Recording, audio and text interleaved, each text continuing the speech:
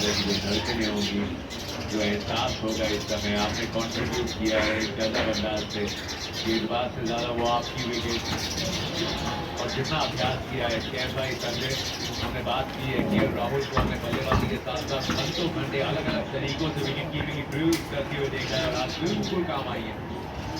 और खासकर बात यह है कि लेग साइड पे कैच है और काफी दूर था, बढ़िया फुटवर्क दिखाया, पहले पैर से बॉल की तरफ गए और जब पाया कि फिर भी वो पहुंचने नहीं वाले हैं तब उन्होंने अपना हाथ स्ट्रेच किया। ये गजब की विकेट कीपिंग है।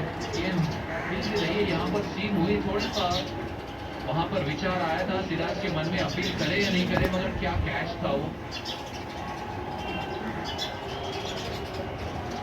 फुटवर्क ये मुमकिन करता है, फुटवर्क बहुत ही इंपॉर्टेंट, बल्लेबाजी में फुटवर्क और विकेट कीपिंग में भी फुटवर्क। किस तरह से ग्राउंड कवर किया और फिर पूरे जो पोजीशन थी, बैलेंस था बढ़िया, उसके कारण बिल्कुल अच्छे तरीके से एक्सटेंड कर पाए अपने हाथ को। लाजवाब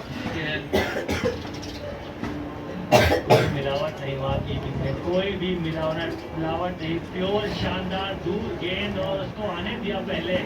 गजब की तकनीक केएल राहुल, उनका मानना कि मैं मैच में कीपिंग करके और बेहतर बन जाऊंगा।